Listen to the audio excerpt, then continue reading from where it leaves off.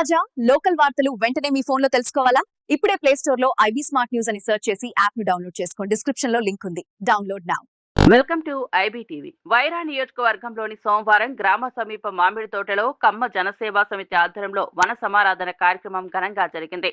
ఈ వేడుకకు రాష్ట్ర వ్యవసాయ శాఖ మంత్రి తుమ్మల నాగేశ్వరరావు, రాష్ట్ర గిడ్డంగుల సంస్థ చైర్మన్ రాయల నాగేశ్వరరావు ప్రత్యేక అతిథులుగా హాజరయ్యారు. భక్తి సాంస్కృతిక వాతావరణంలో జరిగిన ఈ కార్యక్రమంలో పెద్ద సంఖ్యలో కమ్మ కులస్తులు పాల్గొన్నారు. ఈ సందర్భంగా మంత్రి తుమ్మల నాగేశ్వరరావు మాట్లాడుతూ కమ్మ సమాజం ఐక్యంగా ఉండి అభివృద్ధికి కృషి చేయాలని పిలుపునిచ్చారు. సమాజానికి గౌరవమైన స్థానాన్ని తీసుకొచ్చిన మహానుభావుడు మాజీ ముఖ్యమంత్రి నందమూరి తారక రామారావు అని అభివర్ణించారు.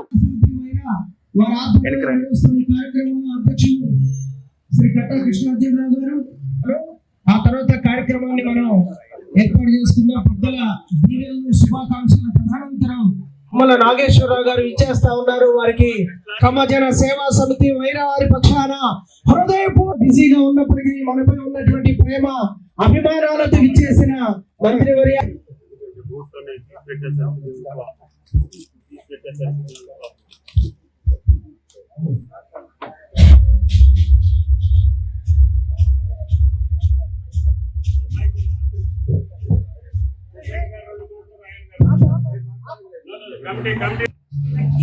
మన జాతికి వందిచ్చినటువంటి మరొకసారి కార్తీక వన మహోత్సవ శుభాకాంక్షలు తెలియజేసుకుంటూ సెలవు తీసుకుంటున్నారు.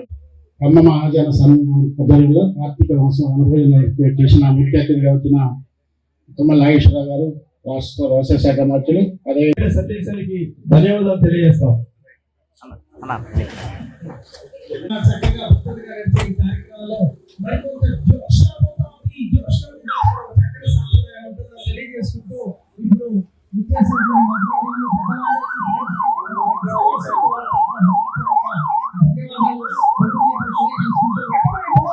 గూగుల్ గానీ మైక్రోసాఫ్ట్ గానీ మనోళ్ళు వెళ్ళి పనిచేసేటటువంటి సిఇఓలుగా తీసుకెళ్లేటటువంటి జాతికి మన కమ్మ జాతి ఎదిగింది. అంటే ప్రపంచంలో అత్యున్నతమైనటువంటి కంపెనీలకు కూడా మనోళ్ళే అవసరం అవుతున్నారు. అంటే మనోడి యొక్క తెలివితేటలు, వాళ్ళ సామర్థ్యం, వాళ్ళ యొక్క పట్టుదల, వాళ్ళ యొక్క కీర్తి, వాళ్ళ ప్రతిష్ట మనం దాన్ని కొనసాగించాలి. వ్యవసాయం చేసినా మనమే నెంబర్ 1 ఉండాలి, వ్యాపారం చేసినా మనమే నెంబర్ 1 ఉండాలి, అంతరిక్షంలోకి పోయినా మనమే నెంబర్ 1 ఉండాలి.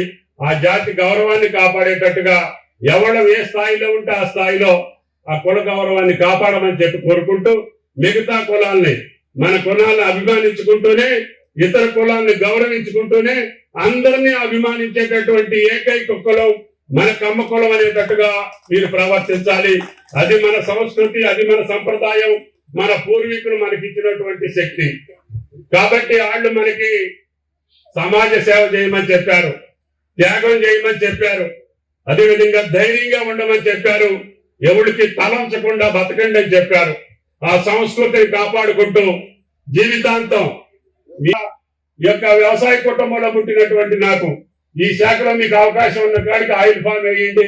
రామకోటయ్య గారు చెప్తాడు, దయచేసి వరి, పత్తి, మిర్చి వేసి రైతులు నష్టపోవద్దు.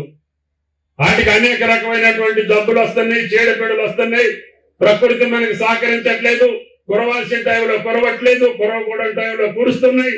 నోటికొచ్చిన పంట అంతా ఈ సంవత్సరం కొన్ని వేల కోట్ల రూపాయలు, లక్షల కోట్ల రూపాయల పంట నాశనం అవుతుంది. పామాయిల్లో వేసినటువంటి రైతు ₹1 కూడా నష్టపోలా.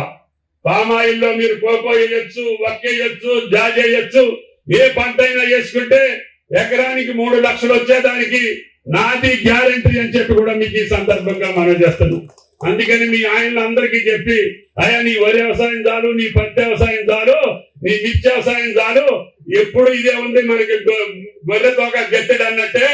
అది పామాయిల్ వేసుకున్నాడు చూడు, నిన్న కాక మొన్న కారు కొనుక్కొని పెద్ద అటాసంగా తిరుగుతున్నారు అని మీరు చెప్పి మీ వాళ్ళతోటి పామాయిల్ తోట లేపించండి అని చెప్పి మా తల్లులందరికీ కోరుకుంటూ ఈ అవకాశం